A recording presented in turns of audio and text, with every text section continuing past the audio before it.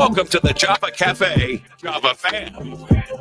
Good morning, everybody. Good morning. Good morning. Today is December 8th, 2025, and you are in the Java Cafe. It is Monday morning, and we are glad to have you all here. We have a familiar guest in the Java Cafe. I'm trying to help her get her tech together. She's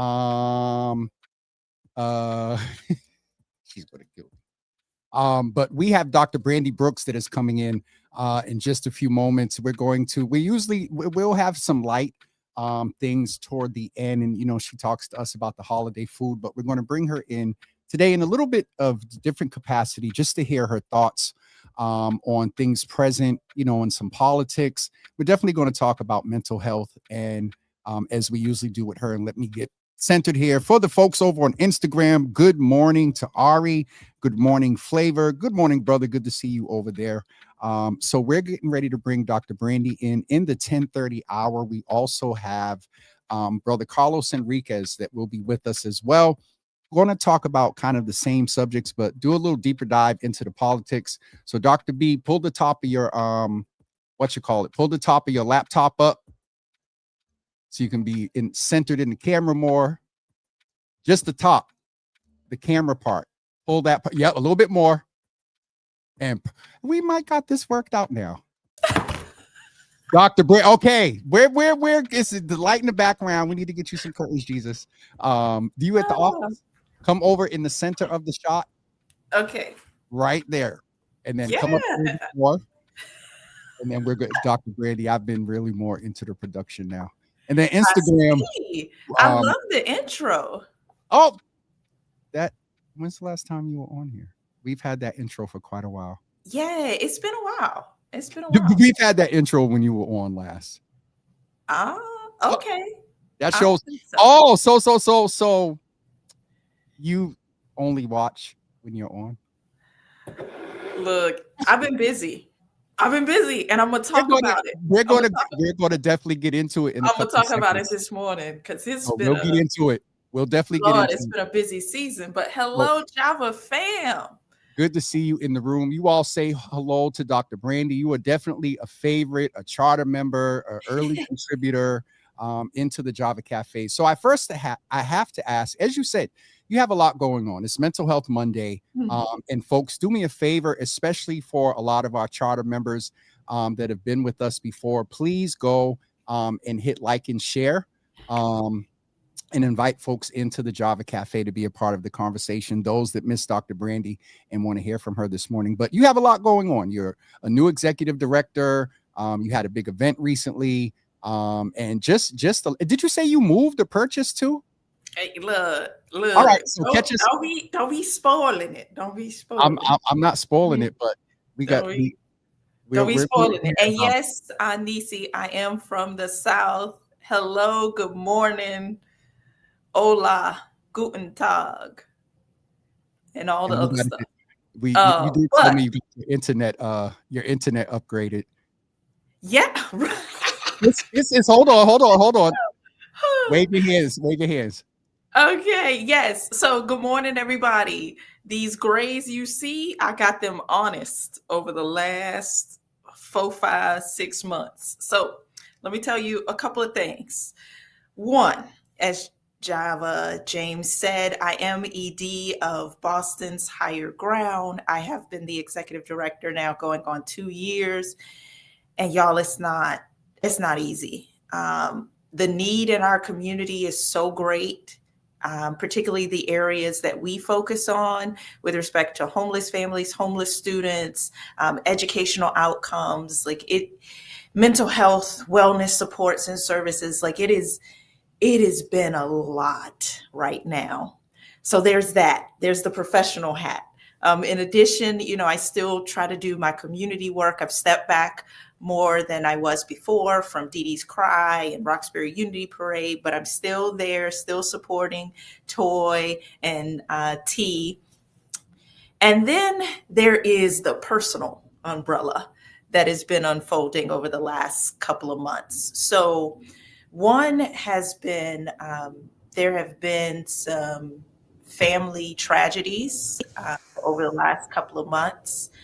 We've lost a couple of family members, and that's always hard as you go into the holiday season because, of course, it brings back memories, nostalgia, and also their presence. Their physical presence is not going to be with us this holiday. So that's been difficult. To end on a positive note, because I always like to end with a little bit of positivity.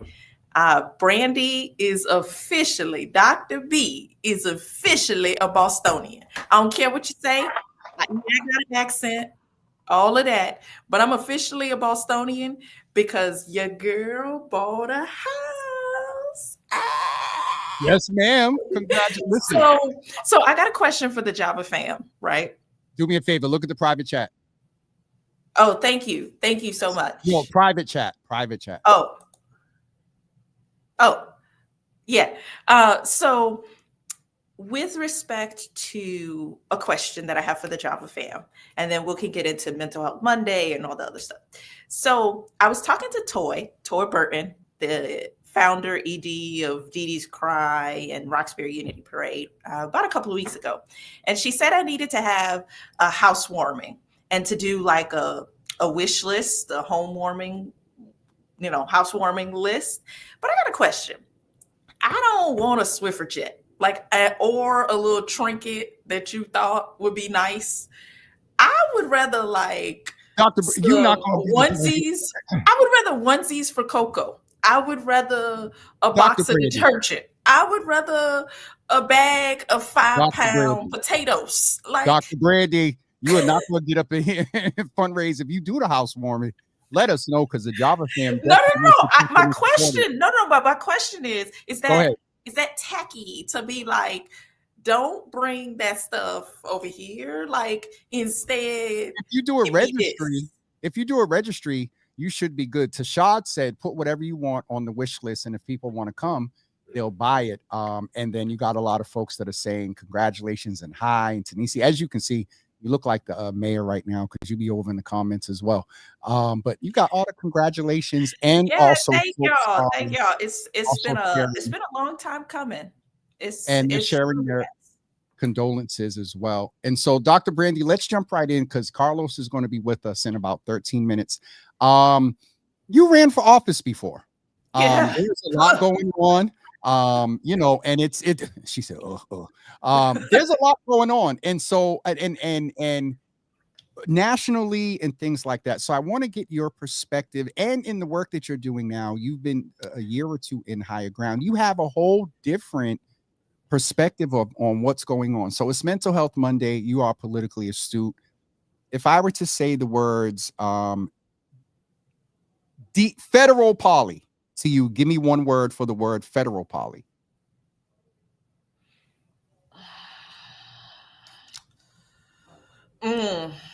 Okay.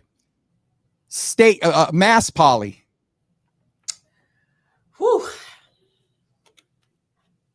Boston Poli. Yep. So, woo.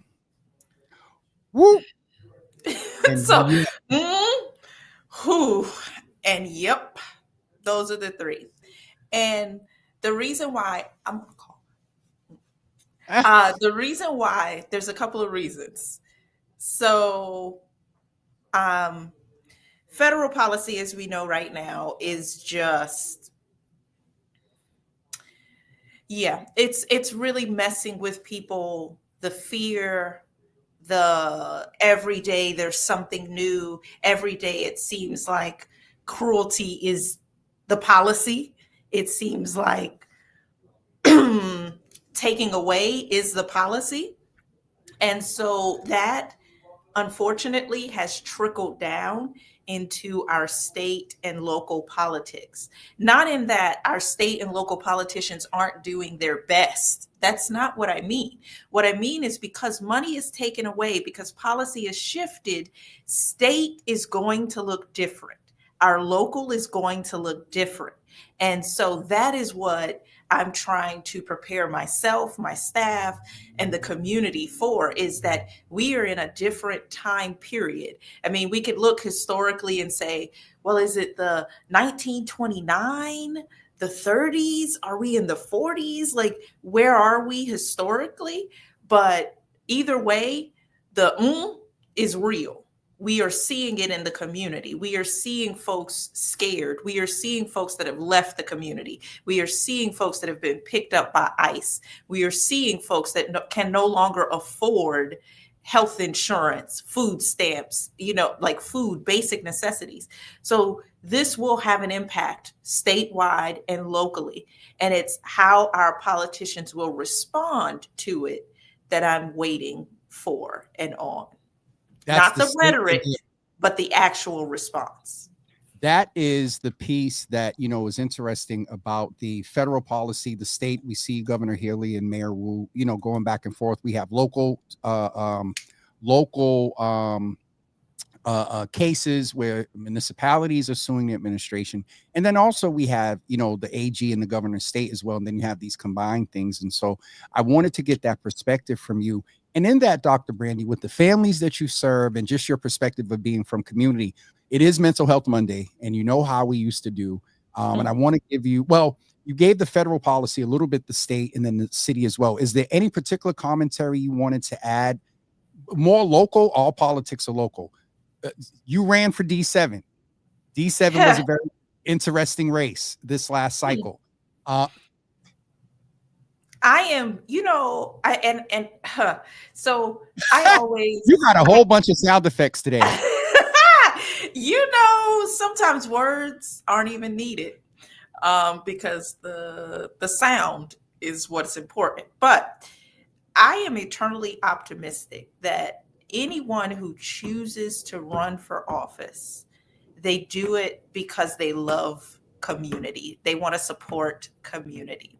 And so I remain eternally optimistic that Culpepper will represent D7 well. Again, what he is entering into in terms of city and state is going to be a challenging time. So it is incumbent upon us to push, to call, to march, to do whatever we need to do to make sure that the issues that impact the community remain at the forefront. Now, that being said, what am I seeing at the local level? One thing I'm so proud of, again, now as a Bostonian, Dorchester baby. Roxbury? Yeah, I'm out of again, depending on who you ask, it's still Roxbury. I'm in the Grove Hall area. It's still Roxbury. That's Roxbury. All day. But anyways, so the thing I have loved about this moment, but also it brings me heartache too, is that I saw the community step up. So when the decision was made during the shutdown to not pull on the SNAP kind of auxiliary funds to support people around the country, I saw so many organizations, community folks fundraising and making sure that the community was fed. At the same time, we should not have to do that. We should not have to rob Peter to pay Paul. We should not have to, as a community, have folks starving and really deciding between a light bill or my food for the month. And so that's where it's like, I love being in the community. I love the work that we do. But again, the need now is so great and it's so much more complex because everything is under attack. Everything. Housing, food, healthcare. People. Seniors. Shout out to my mom, Mama Brooks, Frances. Today is her birthday. So seniors. She gonna kick me if she sees this. Better not. Hold on. We got to say happy birthday to Mother. We have to say right. So go ahead and say happy birthday again, and you all in the comments as well. All right, Mama Frances, Mama Brooks, your loving and favorite oldest daughter is wishing you a happy, wonderful, amazing birthday, because you are the epitome of who I am. So I'm just thankful that you're still in my life and still kicking it with your senior citizen self. How you, Mother Brooks, if you're in the room, we give you permission to virtually. No, I'm throwing that out there because my mother is a prankster, and my siblings know this. Mom would, again, her birthday being December, she would always pull pranks on us for Christmas, where we would open up truly boxes of coal thinking that it was like a big gift. One year she gave me, literally in the box was an old shoe, an old rag like that you use to like clean the sink, and a piece of wood. A piece of wood. Y'all, I thought it was a CD player with CDs. Again, I'm dating myself. And then she hyped it up too. She was like, nah, leave that box for last. Leave that box for last. And I'm opening it up, and it's a piece of wood, y'all. And an old shoe that one of our dogs had chewed up, and an old dish rag. I was like, you know what? So yeah, I can call her senior citizen today. Well, we're definitely with love. But you mentioned the holidays, so let's also, I think this is the 20, 21, 22, 23, 24, 25. This will be the 6th year that, you're known for. We used to talk about, specifically mental health and how much that contributes to, or how much food, and we were giving ourselves grace during the holidays. There's a certain type of food that we are accustomed to from around Thanksgiving until about New Year's or so. And then we just need to wrap in MLK Day and extend the holiday for Black folks, everybody. But, with all this other stuff trying to tear us down and not going free to the parks on June 10th. But as you said, what was it? Yeah. And yeah. So another couple of things you are known for saying here. What type of food are you looking forward to? You did not. No. There's a reason why. Toy knows this reason. So I am so excited about the holidays this year. Y'all, I got a pot filler. A pot filler in my kitchen. What's a pot filler?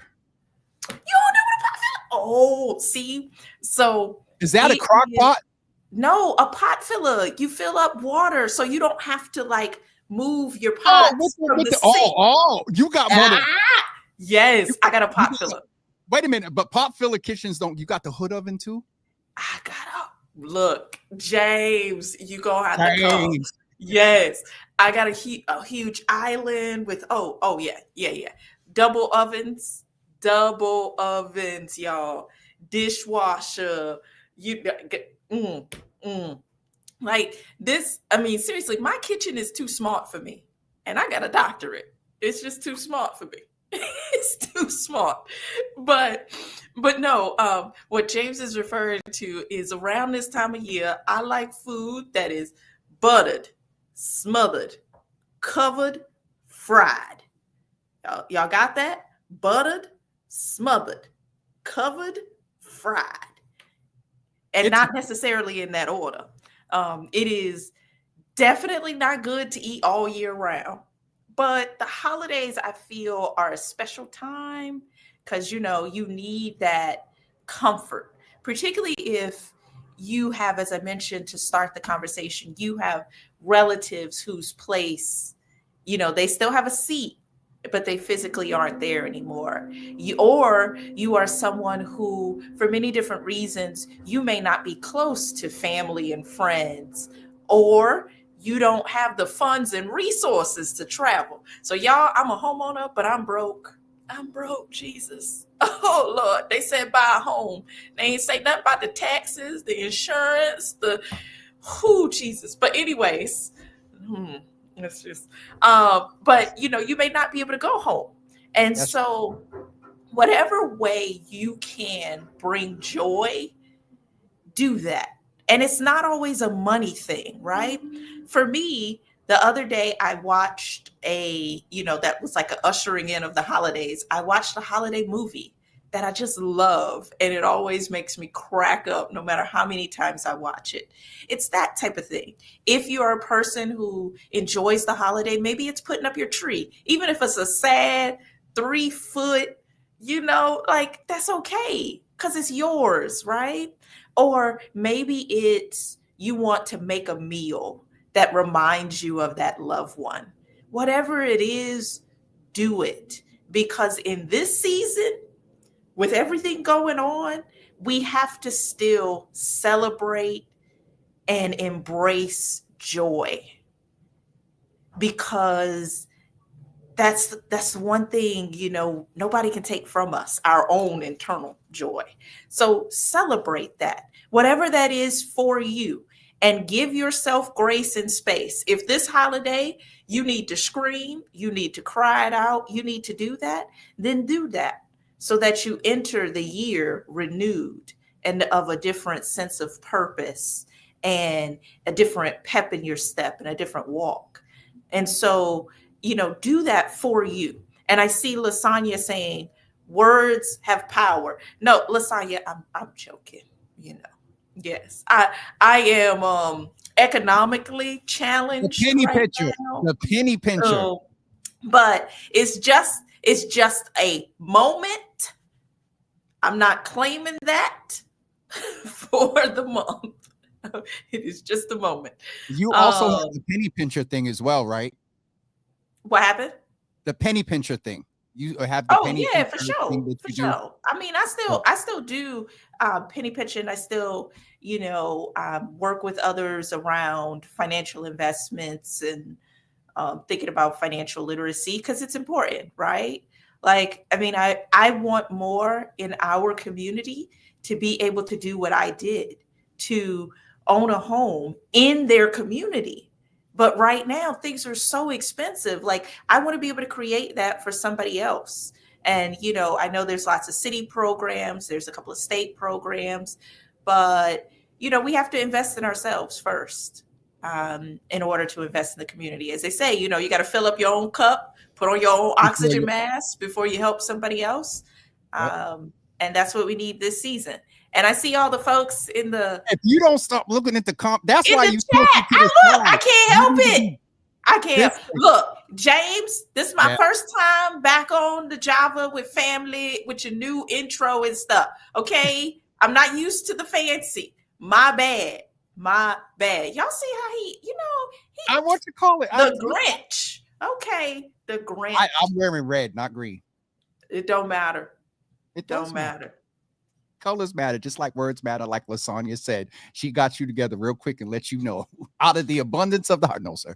But no, Dr. Brandy, it is really real. And I wanted to have the balance today of one, you come and talk to us often about mental health. And I wanted to also mention that Brother Garth said that he was reminding you that you were transitioning, and shout out to your moms as well. And we are, oh, Jesus, my glasses. Oh, Jesus, I can't see nothing. But you know what? I say that I need to clean my glasses. But no, I wanted to really get a check-in. Mama Java said, leave you alone. Exactly. Look, Ma, you see her eyes trying to look over at the. So you must have Facebook open. So I have the StreamYard thing. So like I see us in the center, and then I see the comments over to the right. So that's why my eyes going to the right. And then I see our big heads, the kind of thumbnail to the left. So thumbnail. That means this is fancy. This is oh Jesus. Okay. All right. I'm telling you, 6 years of growth, and look at you now. You're national. You've been appearing in the national stuff. Like I said, I just, I feel blessed to have known you when. That's it. Dr. Brandy, I'm not messing with you. I feel my face getting hot, so that means I'm about to turn. Brother Carlos is going to join us in a minute as well. And Sister Lakeisha, a sister who, so it's funny because you held us down for literally a couple of years in the mental health space, and would often say that you're not, a clinician, your doctorate is in education. A few weeks ago, I had the opportunity to have Lakeisha, known as Lord Jesus Coach Law, come into the room, and as a clinician, she held us down for a couple of weeks, and we were talking about seasonal affective disorder, And all these years, Dr. Brandy, you know, I've been saying seasonal effectiveness and the seasonal effective. Yeah, you know. Anyway, Yeah. well, good to see. But your heart was in the right place. Yeah. Say this person's name here because nobody says it like you. Sharon Cornelius. Sharon Cornelius. Sharon Cornelius. Sharon, how you doing? Oh, Lord. Yeah. Pray for me, Sharon. Pray for me. Yeah, the mother's board, add her to the add her to the prayer list, Ma. And Lasagna said also, we are just here for a moment, overflowing, coming in 2026. You know, I was thinking about 2026. What are your predictions or thoughts or even well wishes? So I think for the community, for the country, 2026 is going to be a challenge, but I see there being glimmers of opportunity too. More so towards the latter half of 2026. I think some of the policies and other things that are going to be done at the beginning of 2026, for example, around MLK holiday, Black History Month, and a bunch of other stuff that our blood might be boiling. But I do see that we will still have opportunities of joy. We will still have opportunities to gather as a community. I do think it will be difficult for the first part of the year.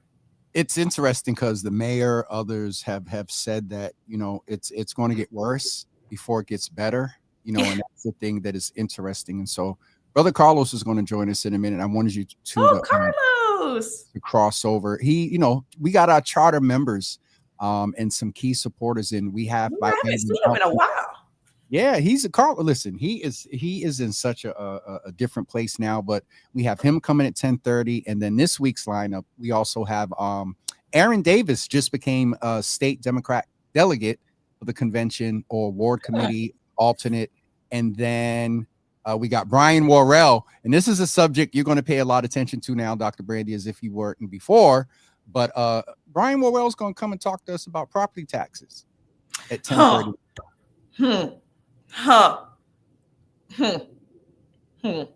Y'all, let me take that. Buy a home, they said.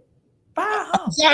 No. We still need to buy. We still need own a piece of the American dream, they said. Dr. Brandy. Yep. They didn't tell you about the plumbing, the electrical, yard. It's funny that you're talking about this right now because my good friend and brother, and he can share his own leisure. He's recently become a property owner.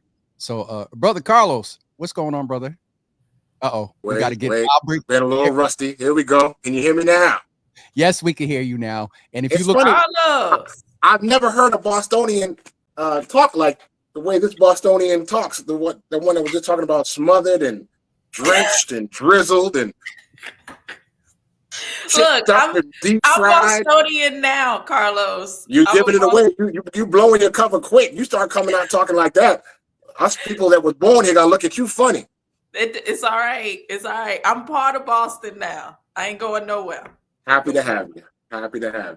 Carlos, she was talking about the and we're going to talk about this more, but she was talking about Dr. Brandy rather was talking about property taxes, being a homeowner. I heard her.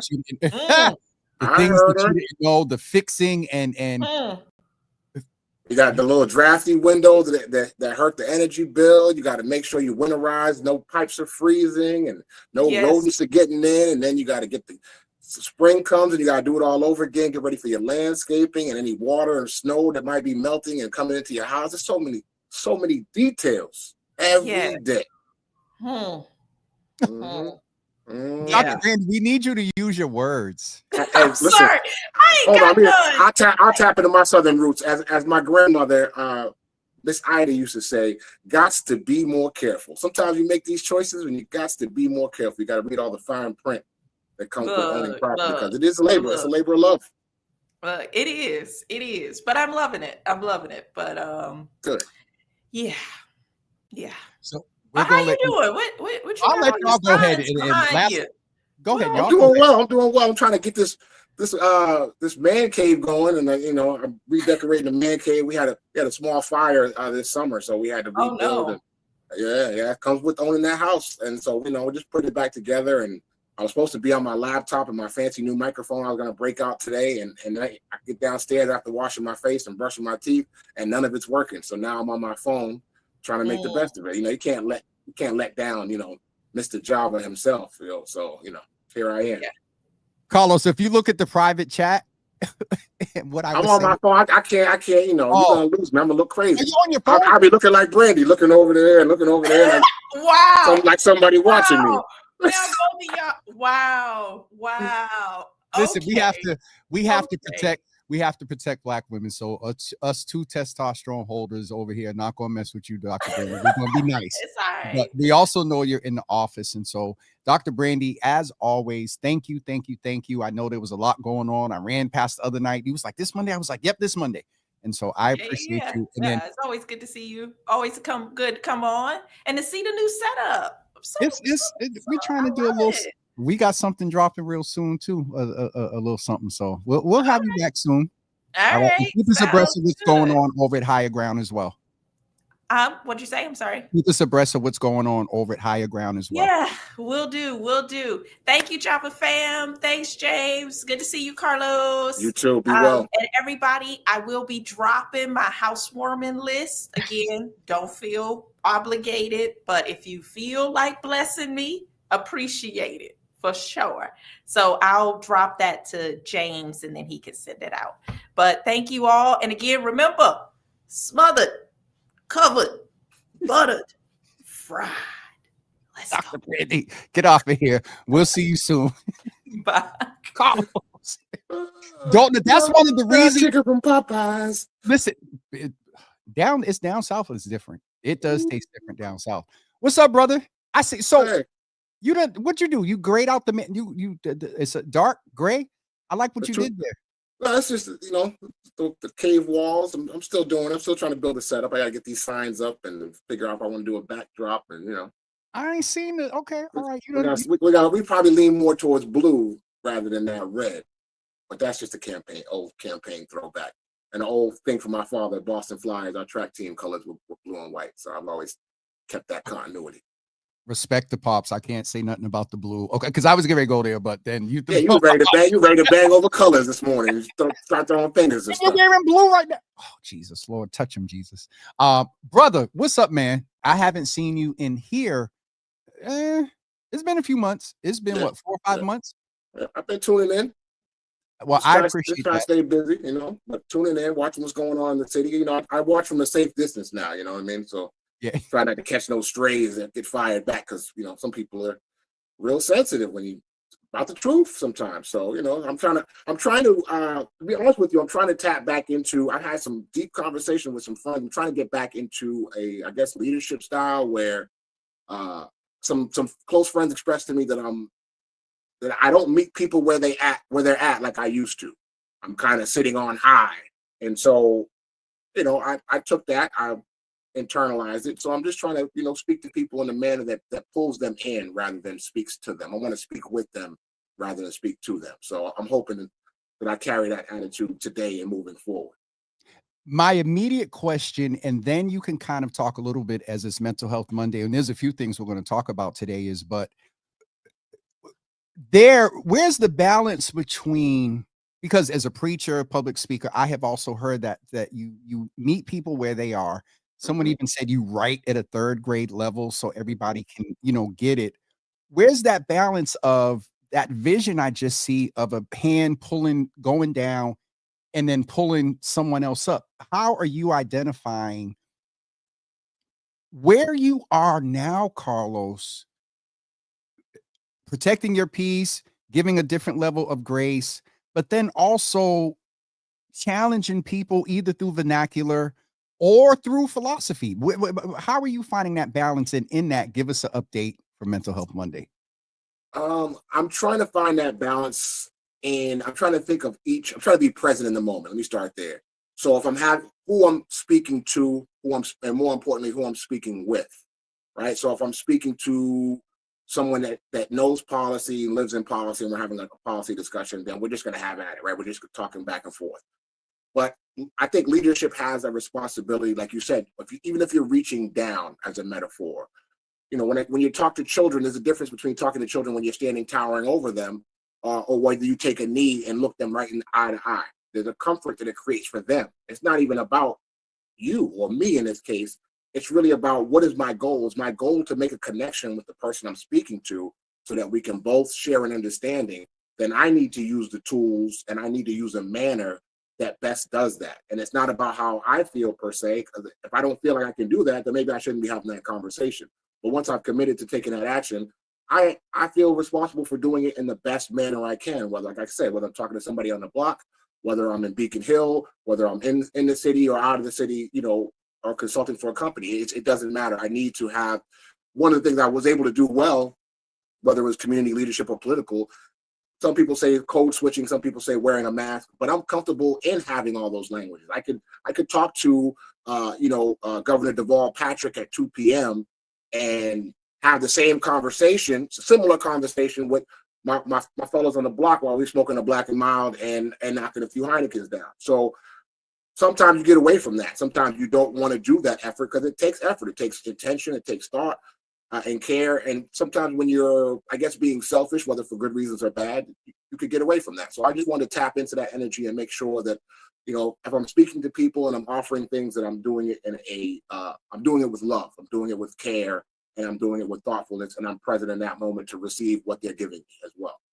One of the central things I heard from you there in that answer, and there was a lot there, but there was an overall theme of communication and finding the balance of meeting people where they are. And I love that, and treating each situation or person differently, and then also being present.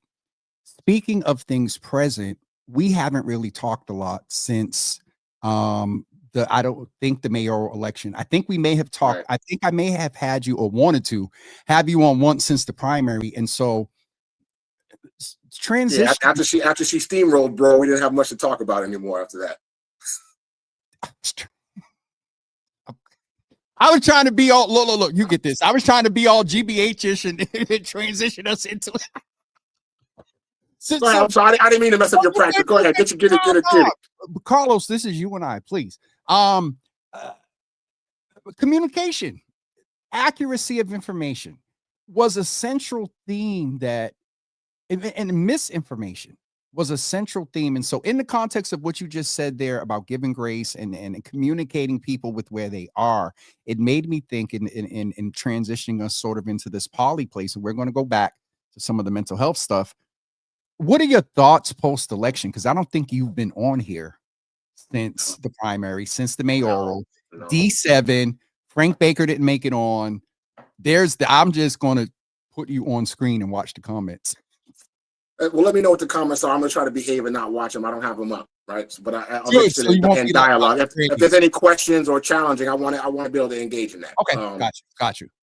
So I watched the same thing, you know, you guys watched. I watched Mayor Wu handily, I shouldn't say defeat, because it was a preliminary, right? So it was supposed to go to another round, but the margin was so big. I think Kraft made a wise decision not to spend another several $1 million to try to run up a hill that he couldn't get to the top of, right? And I thought that was apparent. I think the first couple of times when I got on the show, by August, those of us that kind of count the numbers and count votes already knew that was the case, that he was losing that. So that kind of gives her a mayor a mandate moving forward, right? She just knocked off her strongest opponent. Now you got another 4 years to go. And so then go ahead. My association, correct me, and you've been a Yoda in this space of electoral politics. It does. Okay, I got it real time. It does give her a mandate because of the overwhelming amount. Well, anyway, when you said mandate, I just had a different perspective. So maybe can you clarify? Should I code switch that? So she's feeling herself as an elected official, should be feeling themselves like, oh, I just knocked off anybody. They came for you. Come with the Omar Little saying the wire. If you come for the king, you best not miss. They came for the queen. She defended her crown. She defended the seat. So now she has 4 years, right? Now, if I was mayor, same thing as Mayor Wu, same thing I've seen Mayor Walsh attempt to do, same thing I've seen Mayor Menino attempt to do. I then try to consolidate power. Power, power, power. I know people think power is a bad word, but I don't think so. So now I'm trying to get a city council that is amenable, that likes my ideas, and that'll work with me. So now I have to keep, and I'm just playing, I'm playing in as if I'm Michelle Wu. Obviously I'm not, so I'm projecting. I'm trying to keep Frank Baker off the council. He is supported by the former mayor, who's not an ally of mine. He's a critic of mine. He's an obstructionist from my point of view in terms of my policy if I'm Mayor Wu. So I need to make sure that Henry Santana stays on the council as the fourth top vote getter in the at-large race. She doesn't have a race to run. She and her team can focus around that if that's a priority, and I think they did that. I think Henry Santana did a great job. There was a lot of money spent. For those that are deep into the numbers, if you look at how much money went to Henry Santana in the last month, I think it was like $250,000 raised. Ridiculous number from his perspective. But it got him over the top. I think he beat Frank Baker by almost 20,000 votes. So he's securing his seat. So now she has a council, probably about 5 or 6 members who are kind of buddy with her. And I've seen Mayor Menino do that. And it actually, funny story is how Frank Baker got on the council was because we were trying to defeat a candidate that Mayor Menino was running named Chip O'Toole. And myself, Linda Forey, then State Representative Linda Forey, then State Representative Marty Walsh, and myself, State Representative Carlos Henriquez at that time, we were like, we cannot let a mayor stack the council and control everything. It's just a chess move. Not that we have a beef, but you want the body to serve the people, not one person, right? You don't want power to consolidate. We see that going on the national level now, but we saw it back then in 2011. So it's the same thing going on, and it's interesting to see whether councilors or state reps or community will continue to let her consolidate and bring more allies on, and how that leads to an agenda that she might push forward, whether that agenda is good or not, or whether people start to resent it and push back. So it'll be interesting to see how that plays out. But you have the same council. I don't think you have any turnover except for the D7 seat, right? And you have the same mayor. So it's Wu's world right now in the city of Boston, except for taxes. Except for taxes. And we're going to go into that in a second because, Carlo, you are a contributor. You've watched, you advise, and we are going to go into that in a second based on the context. In October, almost 2 years ago, I don't know if you remember the episode, but the mayor had started talking about the commercial property in the seaport and things were going on. And I literally went like this on screen and said, hey, are you predicting financial? So we're going to get into that and into the plan. But I remember you beefing with State Senator Nick Collins. You had State Senator on as well. And y'all had a spirited debate. Spirited. It was one of my worst interviews. And what I mean by that is I did not, because I think you got on me. You tried to coach before, and then you got on me after about, and Thaddeus and a few other people. And because I had promised myself that Nick was the last interview I would do like that. And I committed that if Josh came on, I was going to roll out the red carpet and have goose feather pillows and just, anyway. So, but okay, we're there. So let's go there for a minute. I just want to make sure that you did give the perspective. And I said to the mayor on the show the other day, and it's not a judgment. It's not a malicious bad thing. It is what she is. She's a politician. And a policy wonk. And when I say policy wonk, just so people know, I'm not, it's like, I'm somewhat of one. I'm just not as big of one as Mayor Wu. We're geeky with it. Like I spent an hour last night and another hour this morning trying to understand the details of Proposition 2.5 so that I could explain it to a cat on the block if I was standing on the block with them and they asked me a question. And it was hard. So I understand it's not easy to do, but she's a policy wonk. Like she knows policy. And there's, as a politician, as long as you're not doing anything malicious and there's different opinions and policy and whatnot, this is what you used to do. This is what they do. This is the nature. It is right, wrong, indifferent. It is. And so to that piece, you talked about communication and that was a big piece in this. And so you went on that last point about just giving a perspective because communication and misinformation and how things were being communicated were a big point. 2 years ago, I did the timeout when she mentioned the commercial thing. Then in 24, I'll let you to some extent set the stage where I miss it. 24, she started seeing what was policy wonk, that financial, you supposed to oversee the predictions of the city and the finance and the revenue, knowing that Trump anyway. There was an effort to attempt to, if I have this right, there's going to be a property tax increase. And there was an effort to allow some absorption that would move some of the increase away from residential property owners to some of the commercial, which, let's be fair, commercial can be a little storefront and it can be a property like owned by WS down on depending on how it's defined in the legislation. You can and that could be specified, right? It's not always general. So you could say commercial being defined as 30 units or more. Yep. And that was something that and it's interesting that you bring up Proposition 2.5, because the last time I really heard about that, and maybe this is a reference point and you'll educate us, I was like under 10 of all churches, Jesus Lord. It was Pleasant Hill Baptist, when it came out. It was 1980 when it passed. Pleasant Hill Baptist Church, where Culpepper's grandfather started, and my grandparents helped start that church. So that's why, y'all, I have a whole bunch of context around some stuff. That's the last time I remember hearing it. And and people were warning us of the detriment to some extent of what it could do. I'm sure that this had something to do with Chuck's efforts with the expressway or highway getting ready to try to go through Roxbury. So if you can, and I caught earlier when you said code switch, can you balance the like you're talking to Governor Patrick and like you're talking to somebody that we I'll do my best. I'll do my best. All right. So, I got you. And I'll pay attention to the comments for questions. And I'm going to throw in some critiques too, because just to kind of buttress some of your points, back up some of your points that you said earlier. So Mayor Wu was in front of this, right? She saw it coming, saw the writing on the wall, and that's the job of the executive of the city. That's her job. Where I think what needs to be done, let me back up for a second. Let me talk to us first.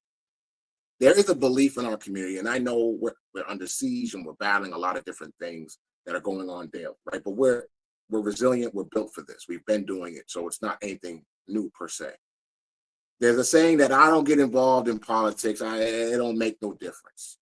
Well, you're about to see when the tax bill comes out next month, if you're a Boston resident, you're about to see how local politics makes a huge difference in your life, whether it's your rent, your cost of living, whether your family can keep that house in the family, whether your grandmother or whoever's in a fixed income can hold on to their property, or whether corporate buyers start snatching it up when liens start to be on the property, right? So this is why politics matters at a local level. So the mayor sees it coming. Proposition 2.5, let me see, let me keep it. Let me get back to the block here. Proposition 2.5 was passed in 1980.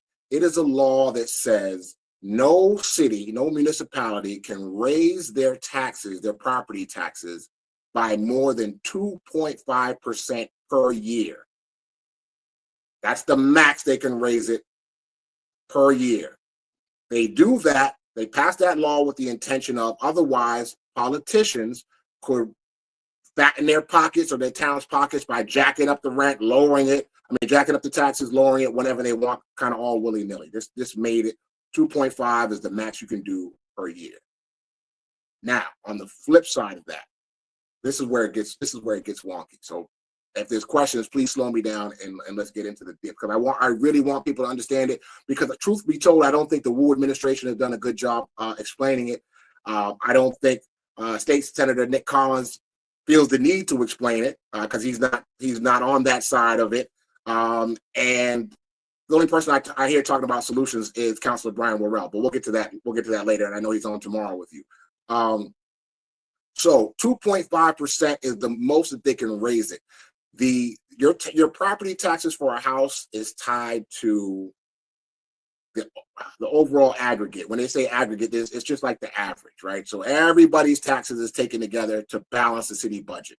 The city makes most of its money by taxing commercial properties, whether that's a luxury condo downtown, or whether it's Mary Sullivan's house in South Boston on K Street, or whether it's Miss Jackson's house on Gallivan Boulevard in Dorchester, right? All of that is pooled together, most of it to support a $4 billion city budget per year. Now, people have been making suggestions of like, well, the city council just got a pay raise and the mayor just got a pay raise. And even I was like, what are we doing about Pilot? Those things are dropped in the Hold on bucket. for 1 second. What's Pilot? Just real quick. Pilot is a program called Payment in Lieu of Taxes, where large landowners that are nonprofits, all your hospitals, all your universities, which Boston has a lot of both, own a lot of property and pay no taxes on it. They pay no taxes on it because the argument is, besides them being nonprofit, is that they are job creators. So many people work in the hospitals. So many people work in the universities. Now, I don't know if they all come from Boston. That's another argument you can have with your city councilors. And it's a voluntary payment plan, which some of them partake in at the right levels. Some of them, treat it like bill collectors. If you don't ask, we ain't sending it. You could be a good corporate citizen one year. Someone else could be a bad corporate citizen another year. But again, even if they all made their donations, it still wouldn't be enough because it's voluntary. You can't balance a city budget on it. You have to have guaranteed funds, and the only guaranteed funds are taxes. So I'll let you get back to that. You said that Brian, you mentioned a thing about Pilot, and then Brian Morrell has some suggestions too. You know what I just thought of in real time was it was Carlos, that with the volunteer part of that, with what some of these universities are experiencing with budget cuts due to some of their decision to not abide by some of the former, I don't know if it's still there, Department of Education, that volunteerism, sir, might just decrease over the next couple of fiscal years because they got to make up their shortfalls. You're right. That's a good point. I mean, even before that, but let's be honest, even before this presidential administration was in, it's voluntary. You'll get let me give you a metaphor. It's like sitting in church. When the plate comes around, you're supposed to put something in the plate, but we know sometimes you just pass the plate along. Or you tap it. Sometimes you tap it. You might put the empty envelope in there. You know what it is. So you can't balance it. The church can't get the building fund balanced on, you have to have the guarantee of the taxes. So back to the taxes. So it sounds like what I'm saying is that the most that your property tax can jump up is 2.5%. And that's not what I'm saying. What I'm saying is every year the mayor's administration looks at all the property in the city of Boston and says, this is how much money we are going to be able to tax them based on their valuation. They're based on their value. There are 100,000 properties, a mix of residential and commercial. Now, the commercial properties have taken a hit that you've never seen before because of COVID. Right around the time you were forming Java with Jimmy and building this community, people are working from home. Office buildings are going vacant. Their income is dropping. Their value, for some reason, and I haven't got this deep into the weeds, for some reason, their valuation is sometimes tied to their occupancy, right, which is different than a homeowner who they don't care whether you have a tenant or not. You get charged based on the properties around you, right? So if the property values drop, your value of your house drops, and your taxes should go with it. These commercial properties, their value is dropping, which means their valuation is lower, which means they're paying less. It's not a tax break. This is where the language gets tricky because you hear tax break or tax cut. Their valuation is dropped, so the amount of taxes do drops. Now, the city still needs that same $4 billion. I'm just using round numbers here, people. So that has to be made up on the back of someone else. Well, if the commercial properties drop, but homeowners' properties are holding, then that burden comes over to the homeowners. Now, the average increase that people are projecting is 13% increase in taxes. It could be a lot more. It's going to be different for every individual household. And again, it's set by the properties near you. So if properties are going for $1 million near you, then your property value is going to go up and they're going to tax you more. And for those on fixed incomes, like I said before, that's going to hurt because you don't have that in your budget. And you're going to, or if you rent, that homeowner might not have that in their budget. They're going to pass it along to you, the renter, by increasing your rent the next time your lease is up. This is going to impact everybody. Now, it makes it seem like the mayor is the bad guy, which I don't believe in this scenario. And she even put out legislation for her to change this tax code. She then has to go to the Massachusetts legislature, the House and the Senate. This is not something she can fix by herself. Proposition 2.5 is a state code, state law. It's not a city law. So she drafts legislation. I haven't read it. She gives it to the House and the Senate. The Senate mulls it over, looks at it, and there's some senators, some from Boston, that voted against it, which would have provided, from Michelle Wu's perspective, provided relief to the homeowners and the renters that I was just talking about, right? It would have kept it, it would have put more back on the commercial and kept it from going from residential. Now, as a mayor, she's in a lose, my opinion here, she's in a lose-lose situation where she has to balance the will of the residents against the will of the business owners. And some of the business owners are residents. Some of the business owners employ residents. Now, I don't think that's the case when we're talking about luxury condos downtown, right? So it's a red herring when some people are like, well, we just can't throw the business community. Business community is wealthy. You enter into a business, you take an inherent risk with you. I guess maybe it's the same if you're a homeowner. But renters don't go into renting thinking, damn, my tax is going to go up and the rent's going to get higher and things like that. So I would always fall on the side of renters and homeowners. The needs of the few, I mean, needs of the many outweigh the needs of the few to me. Can I raise one thing in that point, and I'll let you go ahead, is that what you were saying about some of the senators voted against, there was a process where they said, okay, hey, go back, talk to your business community and come up with something.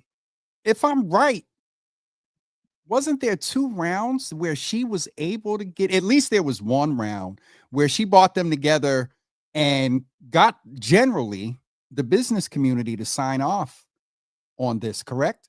Some members of the business community. Thank you. Yes. And again, that's why I said there's a difference between a small business owner. Yep. And a wealthy corporation that owns luxury towers in downtown Boston or on the waterfront, you know what I'm saying? In the seaport. There's a difference there. And so some of them are going, so then, and I'm just going to break the story down to keep it simple. State Rep Nick Collins opposed her bill. I believe there's a few other, I believe State Senator William Brownsberger, who does not represent Boston, opposed it. There's even rumors that the Senate president didn't like it as well. Now, so people know, so we keep it 100 with them, nothing moves in the state Senate without the state Senate president saying yes or no. Doesn't matter what you think you're going to do as an individual. There's 40 senators. She rules with an iron fist, not because of her personality, because that's just how the position is set up, and that's how everybody's always done it. Again, politics. Curiously, there are several state senators from Boston, some that look like you and me. And I haven't heard much of a strong argument for or against. They kind of slide into the bushes like Homer Simpson. I would love to hear whether they're backing the mayor. That was my pushing their colleagues to do this, or whether, now here's a reality. I'm gonna we're keeping it funky because I'm not just throwing politicians under the bus willy-nilly. If you go against a Senate president, if you go against a Speaker of the House and you are a House member or Senate member, if it's the wrong time and they feel the way about it, you can be punished.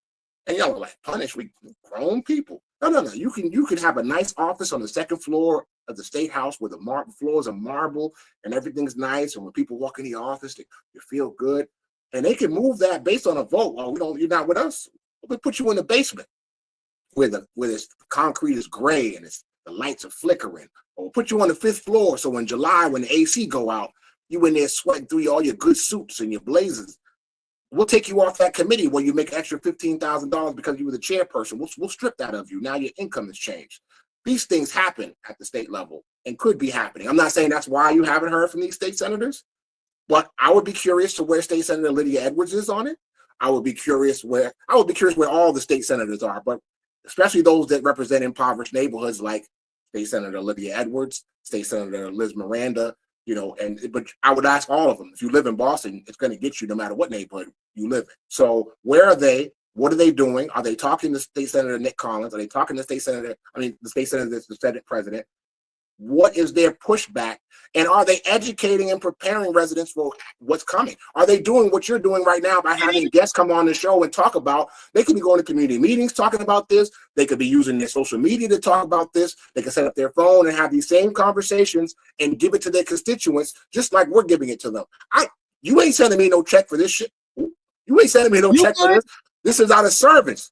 So and ain't nobody sending me one either. So where is the service? So again, when people say, I don't get involved in politics, well, it's about to be in your life. And if you don't know what the people that you voted for are doing for you or not doing for you, that's a decision that you make. And I respect it either way. I understand both sides of the argument, but I'm just letting people know this is where the rubber meets the road.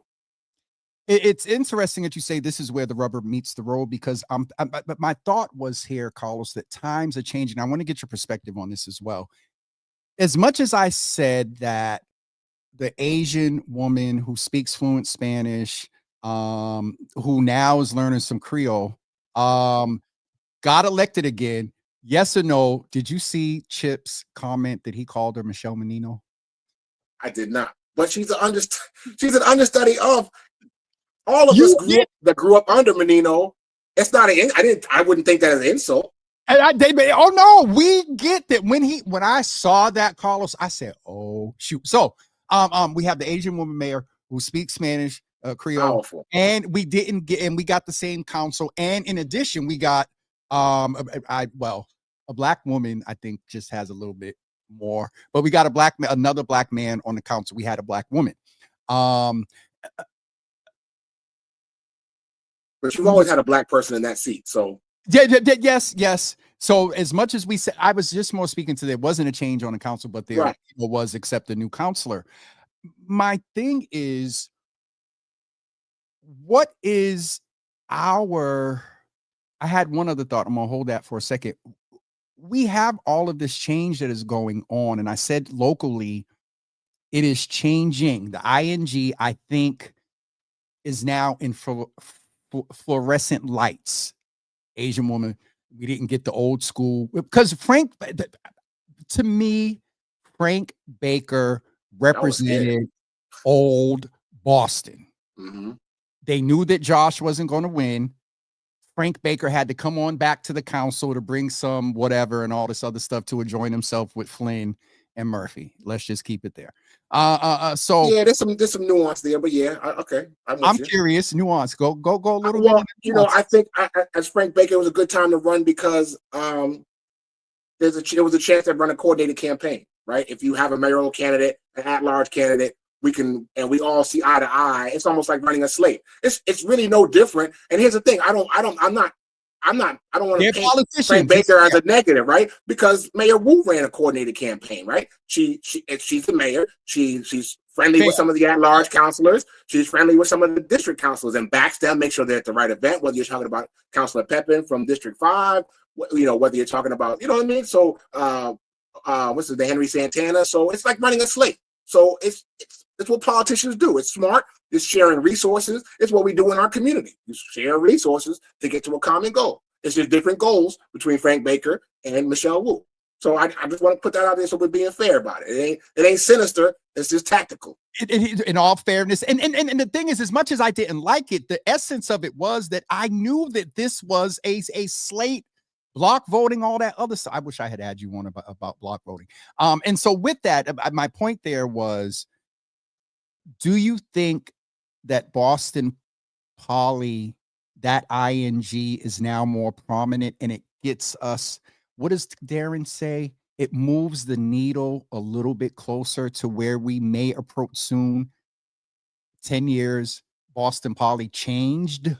Because I asked that because despite of what happened on election night at the state level, but it's kind of still the same, and you can give some thoughts about Mass Poli. I don't know if you've been looking at the ballot questions. Mm-hmm. Do you think, my thing is, we still have the negative side of the punitive, if you say something, and all of that. And then at some point, Carlos, where do our electeds do not give up? And just because I think if you do that to some extent, you rally the people behind you, you make it public, And you get. I see where you're going with it. I see. I get what you're saying. I appreciate it, but however. Yeah. So my first answer is no. Like, changing faces is different than the system and structure changing. And that's why I started off with Mayor Wu is doing the same type of politics in around the electoral that a Mayor Menino would do. Yep. If you had Mayor Henriquez, I would be doing the same thing. I was supporting city councilors that I thought would make good city councilors that would support what I thought my community wanted and needed. I was supporting other state reps, people running for state rep, even though they say you're not supposed to support somebody outside of the building against a colleague. I was like, F that. Like, if this person's going to be a better advocate for Roxbury, Dorchester, and other parts of the city than my colleague, then I'm rocking with them. So changing faces is not changing. Power is power. That structure always runs the same. The wheel is the same. But there's a hope, and maybe I'm being, and you know me, I have a what's the word? Not pessimist. What's the word? Optimistic. You're very optimistic. Yeah. I know, because the belief is that their life experience, shared values, in some cases, years of informing and conversation and pushing and texting and all that, that there is a hope and belief. That they, a hope and belief. Praise the Lord. Hope. Say it one more time. I wish I had a little organ. Boom, boom, boom. Hope and belief. Somebody say hope and belief. You're not gonna do me, Carl. Go ahead. I got a mic to hope and belief. No, because it just, and this gets into a whole nother topic, but someone told me the other day, they said, James, the reason why and they said something to me, you always have all this hope and belief. I said, listen, when things I've been through, ain't nothing wrong with that. You had to hold on to hope and belief, but this is the other dirty, nasty part of the politics. Well, hold on, let's keep it church with hope and belief, right? Let's say those are faith-based principles. Faith without work is what? Dead. Come here. Okay. And when you pray, move your feet. So now let's bring that concept back to your optimism. You're saying that I would think that some of these people that I know and like, that come from communities like me, would understand that if they just did more and got more of the people engaged on a daily basis and grew our numbers inside of neighborhoods and precincts and wards, that we could actually change the body of the Boston City Council, which already happened. You had a majority people of color last time around, right? Yep. You made history, but they didn't make no policy out of that. So maybe you had the wrong faces, the wrong personalities, whatever. You're saying that why isn't more of this being done? And I'll tell you why. We're still human. And at our big age, what I'm starting to realize is that one of the most difficult things to manage in life are relationships. The relationships with ourselves, how we see ourselves in the world, how we think others see us and perceive us. So that's number one. It's hard to maintain different relationships, especially as a politician, when everybody's pulling on you, asking you, you don't know who likes you, you want to be liked, you're still a human being. The other part of it is human nature, self-preservation. Do I want, if I'm elected by 8,000 people, now I know it would be nice to be elected by 20,000 people because it would give me more flex. But damn it, that's 12,000 more bosses. That's 12,000 more people that I need to like me. And I'm not going to get a pay increase for being nice to those 12,000 people that I already represent. So that means more cookouts I got to go to, more meetings I got to go to, more asses I got to kiss, more people are going to tell me that they don't like me. So it's tough. And if the people aren't demanding it, your hope that his leadership comes down and says, we're just going to do the right thing like Spike Lee. It doesn't always work like that. Some communities do it well and some leaders do it well, but it's very individualistic. And again, this is why I started off by saying people think that politics doesn't matter. You're about to see how because we're not in solidarity around issues, you're about to see people lose their homes within a year. They're going to be under liens. People are going to come to repo their homes by the third quarter when that third bill comes out. They're going to be behind, and speculators are going to be ready to snatch up those $1 million properties. You think gentrification was bad? It's going to get worse. So I get the hope and belief, but there has to be some mutual work from the elected officials and from the people, whether they understand it or not. I woke up this morning and Googled Proposition 2.5. Michelle Wu could dance circles around me in Proposition 2.5 because she's probably done more research. But there's nothing in the way for me from opening up my Google machine and starting to read about it and talking to my neighbors about it, especially if I was an elected official. I'll be having town hall meetings all up and down the district. I'll be inviting different specialists to come in and talk about how you can protect yourself. Are there trusts that we can put things in? I would be doing the whole gamut of things. But we all are built differently. And you got to give, because a lot of these things, we're built differently. And I'm going to go ahead and say it. Some of this generation of elected officials are very different from some of them. Oh, you went generational with it. Ooh. Because you can only do that when you're over 50. The text you're going to get when we get off of here. It's just, and again, everybody's built differently. You got to give grace. And we're also in a time now, and you and I talk about this, and we'll get more into it in a minute, is that I get self-care. I get preservation. I get all of that. But not only did you sign up for the pictures and the post and that other crap, but you done signed up for the policy and the people of which, and it comes with, and maybe the job ain't for them, but if you don't press them, right? If you're a basketball player and you don't apply no pressure on defense, if you're a voter and you don't apply no pressure on if you're playing football and you don't put pressure on the passer and try to sack the quarterback, if you are a voter and you don't put pressure on the politician, then they got all day to do what they want. The pressure will let you know. And when I say pressure, I don't mean you got to be calling people out of their name, that you got to be degrading them and disrespectful. I'm talking about you arguing policy. We talking facts.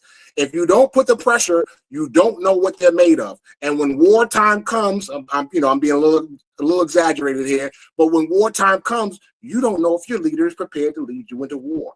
And politically, wartime is coming, and now everybody's unsure because leadership, with the exception so far of Mayor Michelle Wu, and I'm not saying this ain't the right thing, I'm just saying you haven't heard nothing except for Mayor Wu and Councilor Burrell.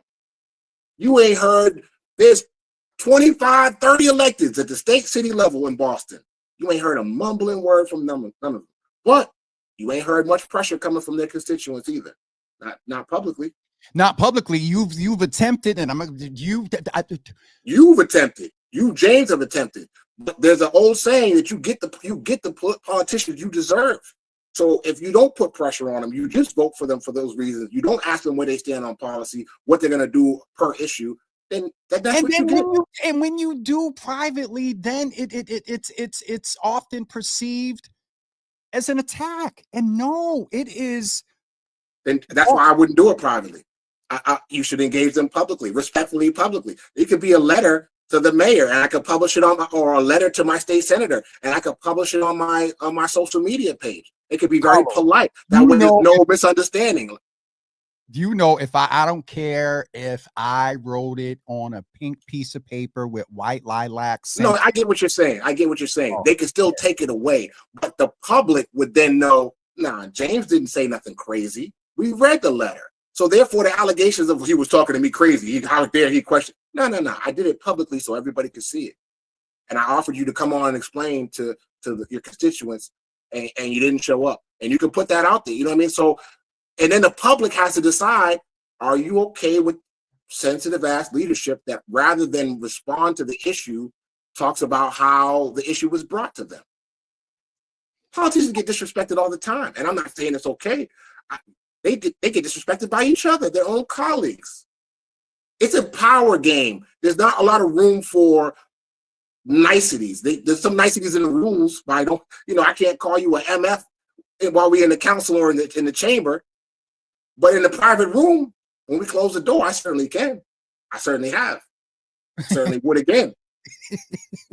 But publicly, how you carry yourself speaks to how you lead the people, and I just don't see a lot of that publicly going on. And I see some comments popping, but I don't have my readers on. I can't see nothing but your a lot of them. We got Sonia saying teach. Brother George Freeman said hope and belief. Brother Wadi said this was a good convo. A couple of these things here, the mothers are having their own conversations. Rachel from who works at a government entity, just being protective. I think the quality of the staff, Matt, Oh God.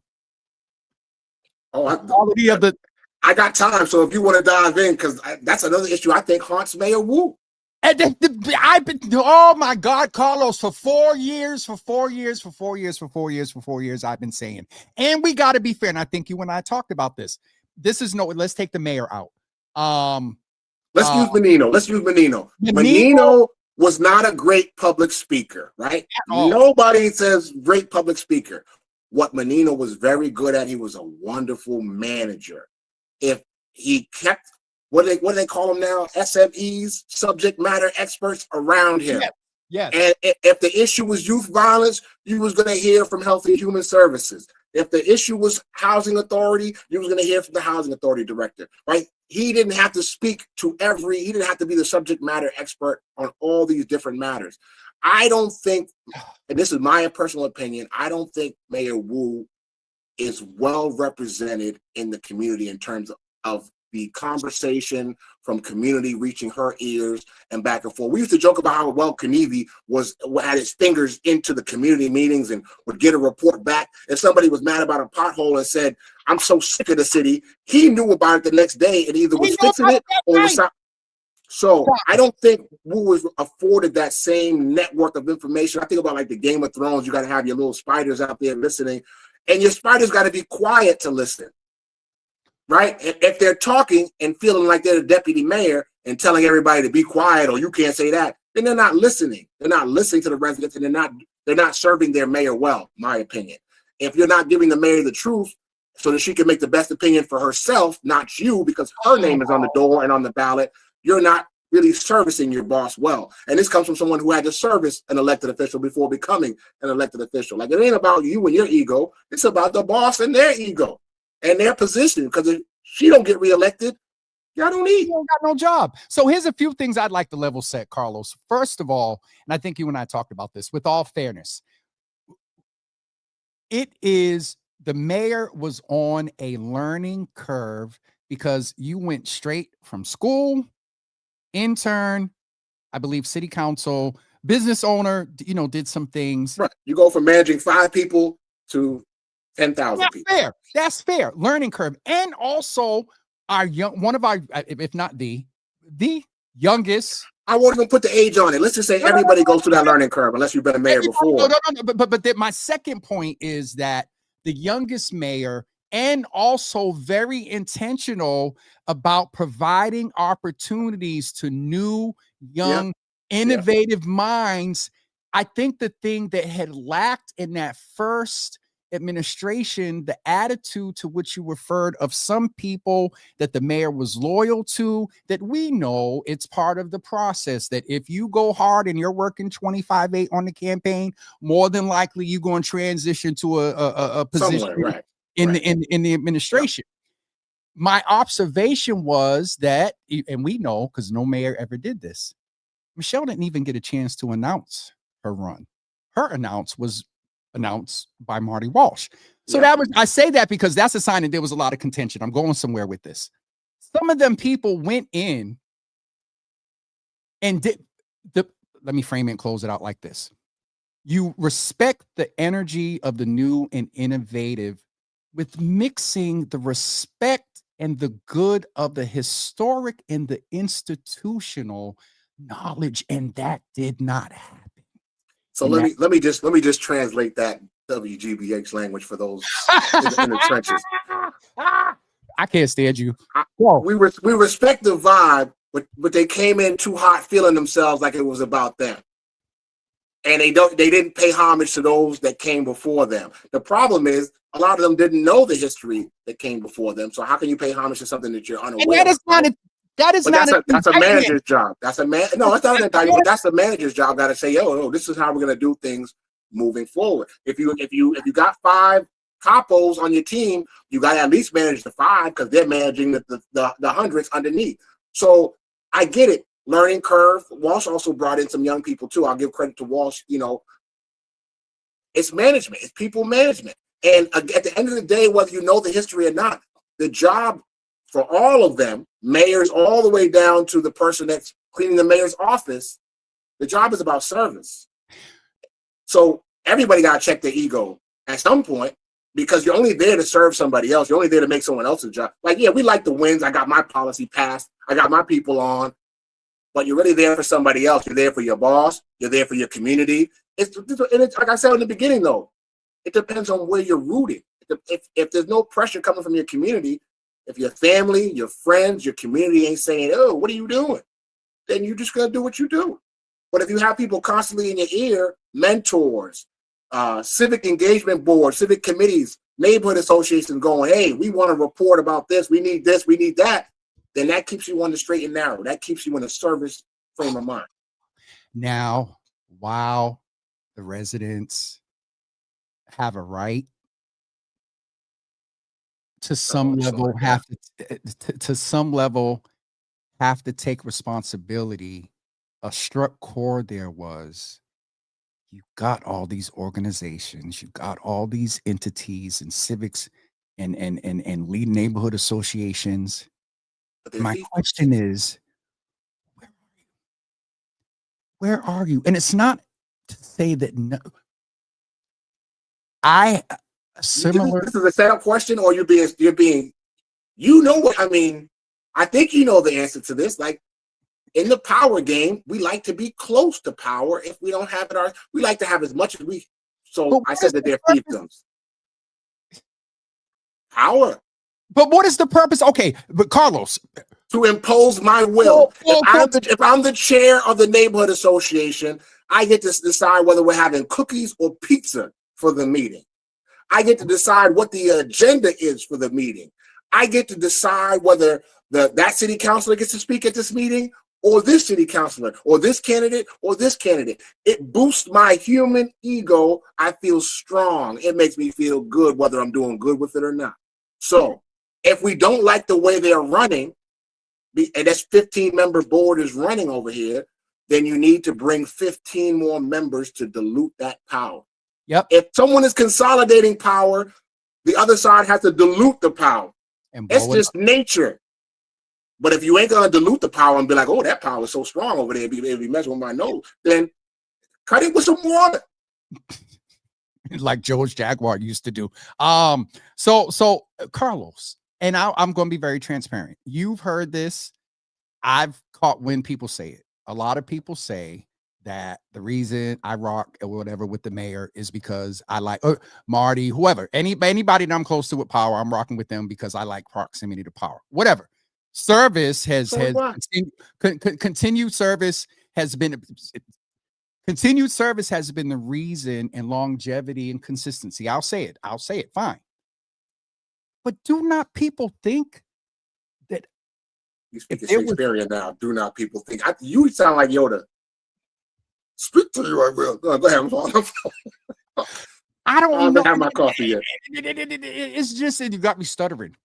I would not be rocking with you or them if at least 75 to 86% of some observed through conversation and years and long time and fussing and cussing. Yeah, but not everybody can make that assumption about you. I know that, but my point there is then why are you trying to have proximity to power? I was going somewhere with that is because I sees them relationships, as you started out, maintain relationships, not for the purpose of just having them so I can text you and say, hey, that thing that you said, that's not the vibe I'm getting from the community. Hey, you need to ramp up some of your if you're not using that power for the people, then what the? Well, so I don't want to get into circular, but you know what you're rooted in, right? You know what you use it for. Now, some people will agree and some people will disagree, and that's fine, right? Yeah. And that's what I said. It's the managing of relationships for humans. It's very difficult. Before I woke up this morning and I checked on a post I had to let people know that I was going to be on here tomorrow and on Spark tomorrow. Tomorrow. I mean, on here today and Spark tomorrow. And someone had a problem with my relationship with you, and they voiced it publicly. And though now I'm like, damn. Now I got to do some relationship management with that person because they're wondering.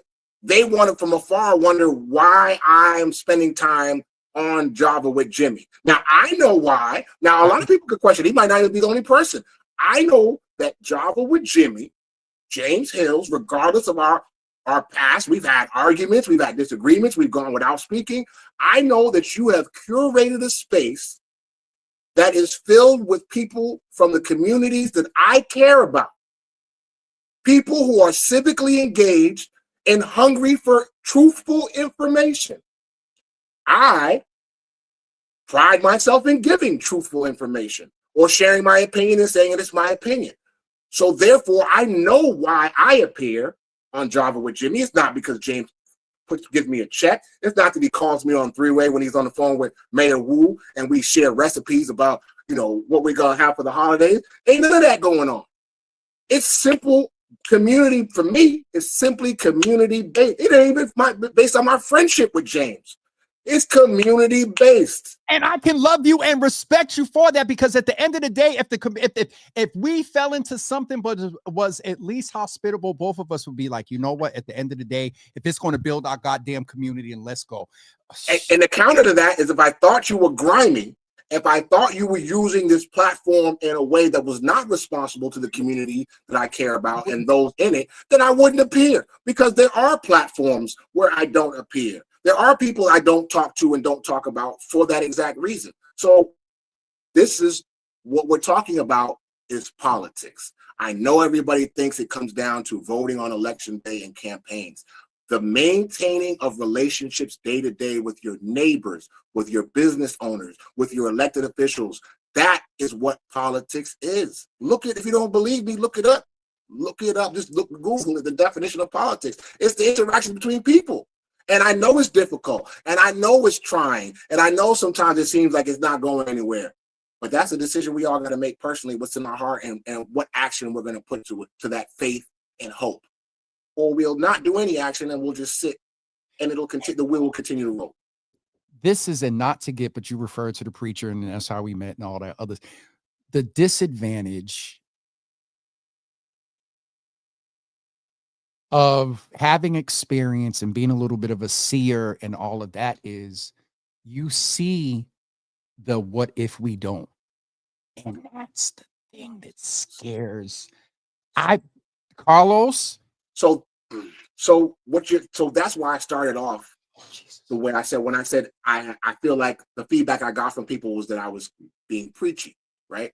So I'll circle full back to this. So I felt that fear. Now, so part of it, I was angry because I tried doing it when I was in politics. I tried to serve others and do it the nice way. And then when I was out of politics, I was in community first, so I just went back to community, right? And I'm telling people the truth. And now I'm doing it without the code switching. Now I'm doing it like I'm a little bit more, I guess, angry about it. I'm a little bit more passionate about it. Yep. And not everybody could grab it. And I'm like, y'all are about to go for the okie doke. If you don't listen to me, it's going to be too late. But that was me doing it out of, I guess, fear. There's a lot of different emotions. Fear for what might happen. Sometimes we project fears on others, like, oh, what if that doesn't work? Or what if this goes wrong? Instead of just be like what I said. But now I'm just trying to be present in the moment. So I get what you're saying. Absolutely. Sometimes we want to prevent and control the negative. I see the negative coming. I'm trying to save you. And I reach out to grab you, but you don't know why I'm grabbing. You might be like, get the hell off me and run into traffic and get hit by a car. But if I was present and you knew my intentions and we have a good relationship, when I grab you, you don't pull away. You look to me and go, what's up? Hey, I'm trying to hold your car coming real fast. Oh, okay. And that's that discernment in that moment of being able to be still and calm and figuring things out. And that's what I'm trying to get back to. I don't know how it impacts everybody else, but I know I got away from that. And that's what I'm trying to get back to. We got to do it. We got to be present in the moment so people are heard and they're felt, and we can manage these relationships thoughtfully, carefully for each other, if that's what our goal is. And I think that's the thing, we're going to get ready to close out because I've had you for an hour and I got to take care of some stuff. But one, you helped me today because I'll say it publicly. I do sometimes succumb to the fear of, and no, I'm not talking about Michelle Wu, because I think out of all of them, she probably gets it the most when I get in these moments of like, it ain't no recipes, as you said, respectfully. Right. I've succumbed to the fear with some of if I say this or if I post this, you know, they're going to be mad and whatnot. And now, and as long as Stephanie Everett taught me this, as long as you Shout out can, Esquire. someone posted a picture the other day of they were talking about their good thing. A black man was posting about a letter he got from probate about custody for his child, and to them they didn't, you know, they just got the letter. When I seen Stephanie's name up at the thing, I screenshotted that and I said, "Yo, sis, I'm so proud of you." Like, but what she said to me was, if at the end of the day, and I'll add to this, if you can walk past your mirror and you know that in your soul you did the right thing, for me, that other added layer is, if Jesus ain't touching me on my shoulder and saying, "Hey, son, check your motive," I'm pretty good. I feel that. It just, what you prompt me to do today is, and it may be as simple as the public. I have not fully seized the power. You talk, no. Oh, damn, Carlos. You definitely have it. Not yet. But this is the mental health piece. I mean, it's a process. Like, but let me finish this. We're going to end out with that, if you don't mind, Yoda. Go ahead. I have not fully utilized the power of this pulpit for sometimes often. So I'll backtrack a little bit. Not so much with the mayor, with some of her staff and the people, to your point earlier. Anyway, I thank you, because yeah, you know, New Year's come in January, resolutions and all that, but maybe there is some context to that in our humanity, that's okay, as long as we're you ain't got to wait till New Year's to make a resolution. Yeah, Carlos, Jesus Lord, I'm about to forget that we on live and start to act like, you know, we do the wrap up afterwards anyway. But so let me just go ahead. Let me just say that I just wanted people to, because we're talking politics, but I've been talking a little bit about myself, like the mental health piece, especially as we go into the holidays and into these seasons of being unsure about what the future holds. This is something that I've been learning in my walk with going through therapy, and it's never done. It's always a constant for me. Being present is hard enough. Not being in my mind, not thinking about the past, not thinking about the future, not in terms of being defined, getting wrapped up in them and lost in them. It's very hard. You can fall into regrets of the past, and you could want to change the future, control the future, so that you don't feel those ways ever again. And I understand that it's human nature, but now you're living in the past and the future. You're not present. What I've learned to control is what I can control. And the only thing that I can control in this world is self. And everything emanates from there. When I'm controlling myself, when I'm in control of my emotions, when I'm in control of my calm, my spirit, my thoughts, I'm a much better human being. I'm a much better listener. I'm a much better romantic partner. I'm a much better leader. I'm a much better friend. I'm a better business owner. Everything emanates from self. So we are constantly being bombarded with all these stimuli from everywhere else, politics and national and local and taxes and crime. Do I have enough? Can I get the kids the Christmas that I never had and that they really want? I can't afford that. It starts with self. You have to come back. Those are all external forces working on you. What do you want? What do you feel? Why do you feel that way? And the more we understand ourselves, I talked about relationships with everybody else. It starts with your relationship with self. And that's some shadow work. And I know we ain't got the time to get into therapy and all that, but that's what I encourage everybody to spend some time, quiet time, no stimulation, no phones, no TVs, just sit, put some music on if you have to. If the silence is too loud, put some mellow music on and some sounds, but just sit and be still. Watch how that calm wash over you. If you can or watch how your brain take you on a nasty ride, but at least you know what you're dealing with when it's quiet. You know that it's not the rest of the world, it's you that needs to be controlled. I got some commentary over on IG that's challenging us. Good commentary. Sure. I thank you for tying that back to the mental health, because I got a twitch over my argue though. What they challenging us on? Because no, it's not so much that. He was just saying, okay. Jim takes in all of the community's expressions and puts a bright smile and cool conversation where it leads to productive effects. I think I feel better after listening to Jim. Jim made the space where you can't and shouldn't pass by. And so I must have reread that. I thought he was challenging me, as I said, to kind of step up for a good challenge. Yeah, I'll say I thought you were about to get defensive, and here it is, praise and worship. No, not no worship, the devil. I know, I knew that would get you right. Praise. Oh my God. It I got the twitch. And so because if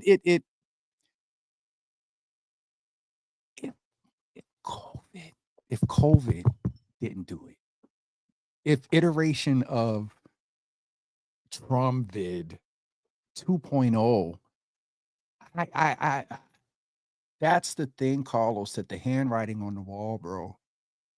That's the thing that I have a headache.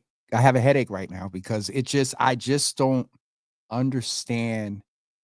Not for the, how can I say it? Not for the everyday person that's caught up with 3 jobs, that's trying to, they are not thriving yet. Right. The people that give the appearance, with grace to appearance, social media, all that other stuff, with people to give the appearance and present themselves and in fairness by observation of the outside looking in, that are thriving and then have the job, either by appointment, hire, or by votes and elected,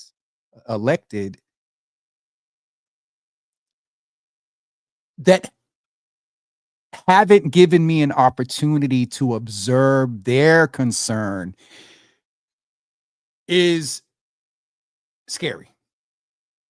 And I know you're going to say that was GBH talk at the end there, but I'm being intentional. I mean, it sounds like you want to build relate that you need to build.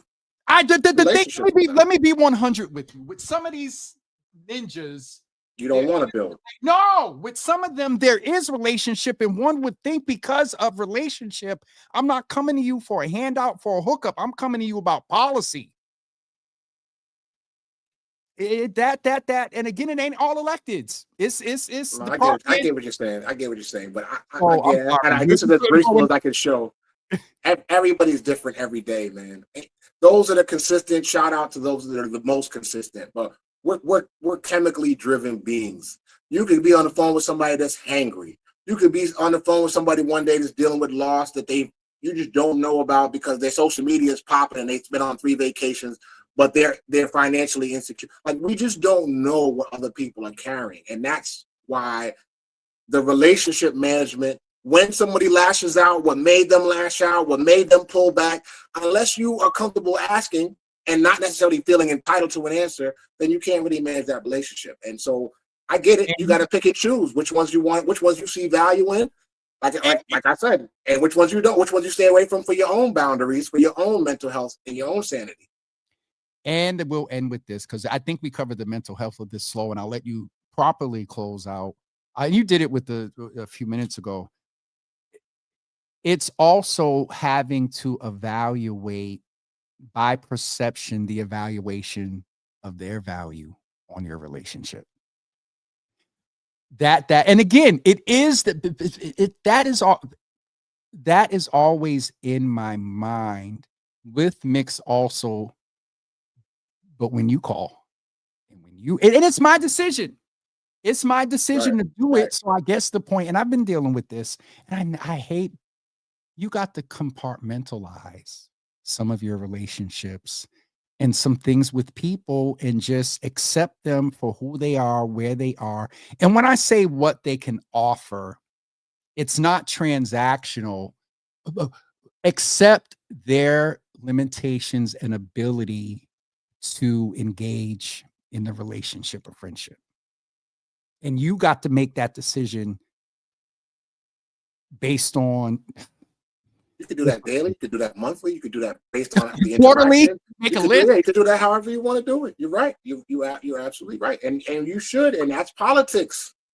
That relationship. That's why I started off managing the relationship between people and personal, family, friends, business associates, political associates. It all requires management. It's all fluid. It's always moving. That's why it's hard to check in and check out and not be there constantly. It's different. You get a different vibe from it. So I will do one shameless plug and let people know that next year You have a lot of state offices, people running for state offices, state senate, state representative, maybe you're even thinking about running for city council in 27. Maybe you want to start now having these conversations. I'm already in conversations with a few people, but I encourage you to reach out to me. You can email me at carlos@ch2group.com, or you can phone me at 617-606-1556. And if you want to have I try to give everybody at least a half hour of a brief conversation about if they're going to get into a campaign. But I offer consulting and I'm happy to talk to people about both the personal pull of running for office and also the strategy of running for office, depending on what seat they're looking for. Tell me the number again, 617? 617-606-1556. And the email is carlos@ch2group.com. And to everybody else, happy holiday season. And hold on, because I'm tired, Carlos. Don't eat yourself into sickness, and don't spend yourself into debt, and don't live in your head and put yourself into depression. These things can be avoided by looking at our habits and deciding which ones are healthy to keep. Just like relationships are habits. Which ones are healthy to keep? How does it serve you? Which ones should I put down? Am I doing it just because that's how it's always been done, or does it actually serve me? Anyway, I can't stand you. This has been. I put my cocoa butter on early in the morning. Fired up. No, this all of our sessions have been good, but this was really good. I think the time of year that we are, and it's been about a year that you referred to the shadow work, the sitting by yourself, the coming on the end of a lot of the next level or the next dimension of what needs to be done. This was very helpful in that space. And so it just, yeah.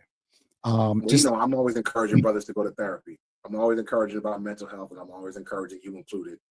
Therapists. If I didn't meet my therapist, what is it now? 12 years ago, we wouldn't be sitting here talking. It's been that long, Carlos? Yeah. Damn. Yeah. I know there was one, something happened and you moved. This is the one, this is post. Same one. After the break. Yeah. I kept it. A couples counselor, I kept them as my individual. Oh, wait a minute. Hold on. You know, biblically speaking, 12 is the year of establishment, governmental, like solidify. Let me see if I can freeze and make it seem like the freeze though. Let's wrap this thing up, man. I'm gonna mess with you a minute because it was doing it for 0.0 seconds every. No, you couldn't. No, but therapy's changed my life. I say that every chance I get. Therapy has changed my life, and I think the right therapist and the right person, it'll change. It changes everybody's life. But you're right. The work, some people can't afford it yet. Healthcare is the issue. But learning how to do that shadow work, getting the tools so you can do it on your own is important too. All right, I'm gonna go decompress a little bit, and then we'll talk because this debrief is going to be a session. I'm around. I appreciate you. We're going to continue the conversation. I know you're on tomorrow, but I'm continuing part of this conversation. Probably not the mental health part, but the politics on Spark FM. Spark FM, do you have your exact time tomorrow? Super Tuesdays is fluid. It's not quite as. What time do you? It's usually between like 10:30. Yeah, it's like 10:30ish. But shout out to Danielle Hot Sauce Johnson, or Donnie Johnson, as she's known now on Facebook, the Black woman owner of Spark FM. We've been very intentional. Me, her, Marvin. I've been watching. And Courtney. Courtney, yep. Austin Black, we did listen. That another thing that residents can need to get behind. You have 4 platforms that are run by people that look like you, that are from your community. You have Urban Heat, you have Java with Jimmy, you have Spark FM, and you have Woke Women of Color. You have these platforms that are giving you news. It's nice to reminisce about WILD. They're not here with us anymore. And it would be nice if we move that energy in the present instead of just being hopeful and faithful. If we move that towards these entities which need community support to continue to grow so that you can get news that you would not get from a Radio 1 company or someone of that ilk. and not be out there. Well, no, I'm not going to go there, Carlos. Yeah, I held back from the digs too. So you holiday season, man. Oh, the dig is there. All right, brother. Thank you. Thank you for having me, man. I appreciate you. And, oh my Jesus, we did an hour and 20 minutes. Tell T I said sorry, coffee. And we'll talk soon. She was out at the gym. She don't care. Later, okay, man. All right. Peace, man. Listen, folks, I hope that something today, first of all, provided you some education on what's going on with Boston property taxes. A quick recap: 1980, 20 is 2000. Oh, that was 45. I remember sitting in Pleasant Hill Baptist Church, and there was either the business meeting or something, and the guy was bald up top, had the hair on the side, and had glasses, and he was a doctorate level something, and was talking about Proposition 2.5 and why we needed to either oppose it or do something. And we're still 45 years later dealing with the results of it. That's why your vote matters. I didn't mention this to Carlos, but Carlos was the one some years ago that said, yes, everything is political. If you flush your toilet, you're political. Boston Water and Sewer Commission. If your child goes to a Boston public school, you're political. If you are fighting the increase of utilities like electricity along with the state and the governor and the AG's office, you're political. If you run through a red light that is not working and you get hit, you're political. So these are the things to which we need to pay attention. I'm exhausted. Carlos definitely brought the knowledge and the wisdom as he always does, and in real time challenged me around some spaces. Yeah, it's time to it's time to step it up. And it's not personal. It's about people and pushing you toward real progression, not this wonderful over the top white woman led progressive thing that's going on that really doesn't take the life experience, where things are present, and what we think will make us progress into full consideration when they're giving their money to candidates and pushing policies. No real progress. I alluded to the thing about the black platforms, and Danielle and I had a myth, just like Carlos referenced, had a myth, didn't communicate and whatnot. We've come together, the four of us.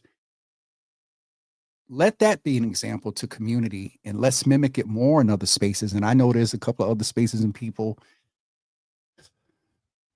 that I might need to be able to testify that we were able to do that soon. But all balance with taking care of yourself and preserving yourself, giving yourself grace in them as well. So that's it for me today.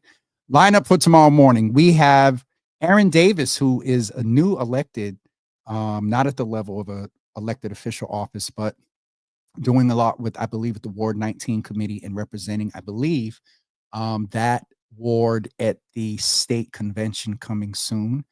And she'll give us that clarity and testify. We'll learn a little bit about Erin tomorrow. She's been on a lot, and but Erin used to be a DJ, y'all, and knows equipment and hustling and carrying stuff, and a very well-rounded sister.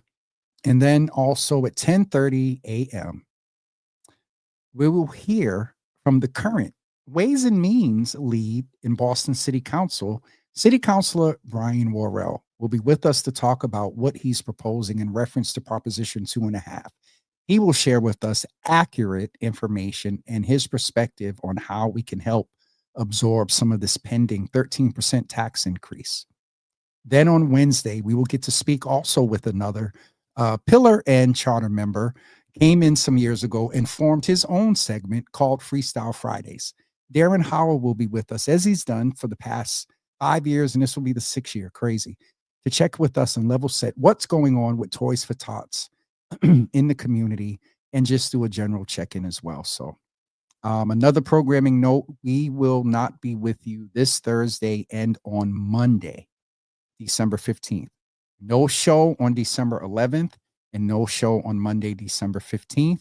However, on Tuesday, December 16th, we will have some very intricate key people who are working on developing Kearney Hospital. So we'll be getting an update about Kearney Hospital on Tuesday, December 16th at 10 a.m. All right, folks. We will see you tomorrow morning at 10 with Aaron Davis of the Davis system and one of our newly electeds here in the city of Boston. Well, in the state of Massachusetts. Have a great day, everybody. We'll talk to you.